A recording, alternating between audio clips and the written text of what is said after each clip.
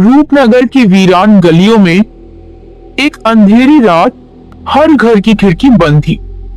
सिर्फ एक टूटी सी झोपड़ी के अंदर टिमटिमाती लालटेन जल रही थी। वही रहती थी धर्मा, एक बूढ़ी लाचार भिखारिन, और उसका बेटा गप्पू।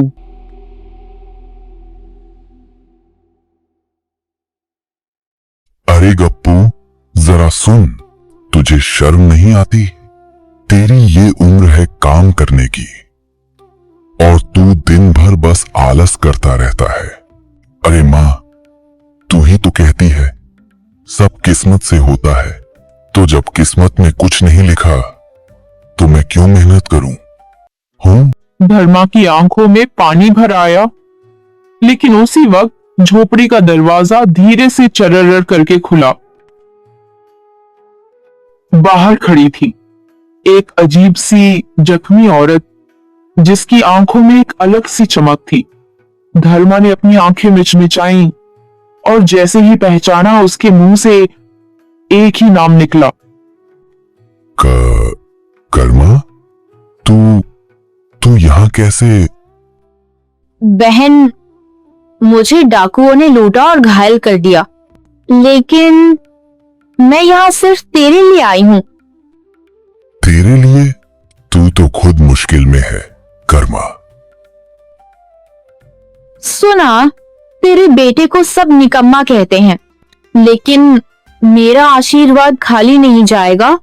देख लेना बहन, एक दिन तेरा बेटा राजा बनेगा। धर्मा हल्का सा हंस पड़ी। राजा? गप्पू? ये तो ऐसा था कि मक्खी भी बैठ जाए तो उसे उड़ाने में आधा घंटा लगा दे। ये ले, ये जादुई डिब्बा, इसे संभाल कर रखना। समय आने पर ये तेरे बेटे की किस्मत बदल देगा। कहते कहते कर्मा की आंखें झपकने लगी और एक हल्की नीली रोशनी के साथ वो हवा में गायब हो गई। धर्मा ने डिब्बा देखा, पुराना, टूटा फूटा, जंग लगा हुआ। जादू? ये तो कबाड़ है। उसने डिब्बा बाहर फेंक दिया और वहीं गप्पू की नजर उस पर पड़ गई। कबाड़ सही, पर काम आ सकता है। चलो जंगल की तरफ निकलते हैं, कुछ लकड़ी भी ले आऊंगा। गप्पू डिब्बा लेकर जंगल में चला गया।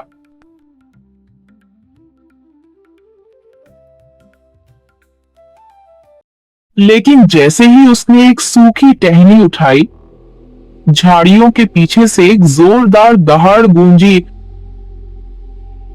अरे दैया, शेर!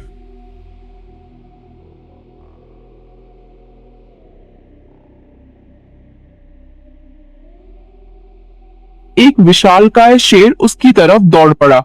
गप्पू जान बचाने के लिए भागा, लेकिन शेर उसके पीछे पीछे था। वो भागते भागते फिसलकर एक गहरी गुफा में जा गिरा।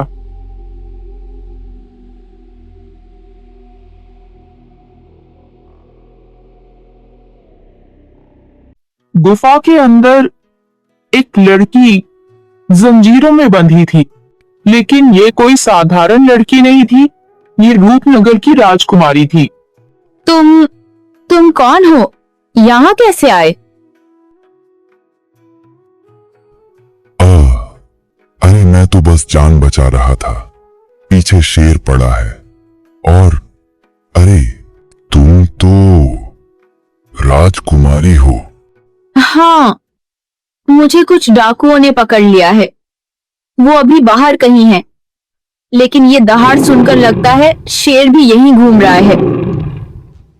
बाहर से फिर वही भयानक दहाड़ गूंजी। गप्पू के हाथ पांव ठंडे हो गए। उसने इधर उधर देखा और एक मशाल उठाई।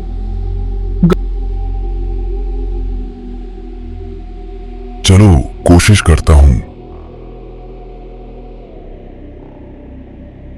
अरे वो शेर, ले पकड़। गप्पू ने घबराहट में मशाल शेर की ओर फेंक दी। मशाल उसके पास गिरते ही शेर दहाड़ते हुए भाग खड़ा हुआ।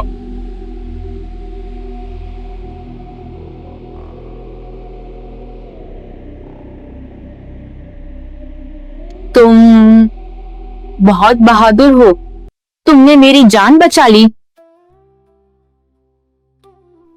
अरे बहादुर वहादुर कुछ नहीं, बस डर के मारे हाथ से चीज फिसल गई थी। जैसे ही गप्पू ने अपनी झोली संभाली, उसके हाथ में वो पुराना जादुई डिब्बा आ गया। अचानक डिब्बा अपने आप खुला और उसमें से एक सुरीला गाना बजने लगा, बिल्कुल गप्पू की आवाज में। वाह, तुम तो गाते भी हो, इतनी अच्छी आवाज। मैं तो तुम्हें अपना मित्र बल्कि रुककर शायद जीवन साथी भी बना सकती हूँ। जीवन साथी? अरे मैं तो।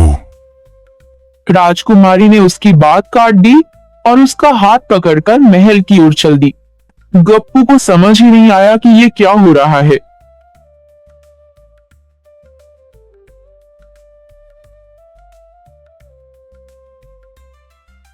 इस महल पहुंचते ही राजकुमारी ने राजा को सब बता दिया।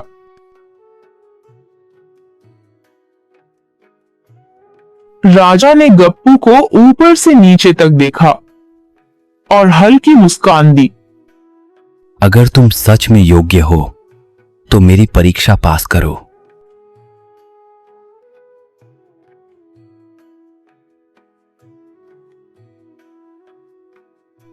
अगले दिन दरबार में दो आदमी लाए गए, एक फटे पुराने कपड़ों में, दूसरा रेशमी लिबास में। इनमें से असली चोर कौन है? गप्पू ने एक पल सोचा, फिर मुस्कुराया।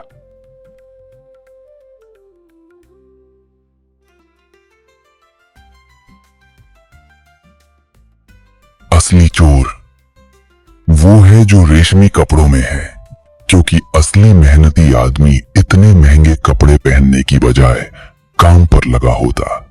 राजा ने तालियां बजाईं। गप्पू परीक्षा पास कर चुका था और यहीं से उसकी किस्मत बदल गई। कुछ ही महीनों में गप्पू राजा का विश्वसनीय सलाहकार बन गया और एक दिन राजकुमारी से उसका विवाह हो गया।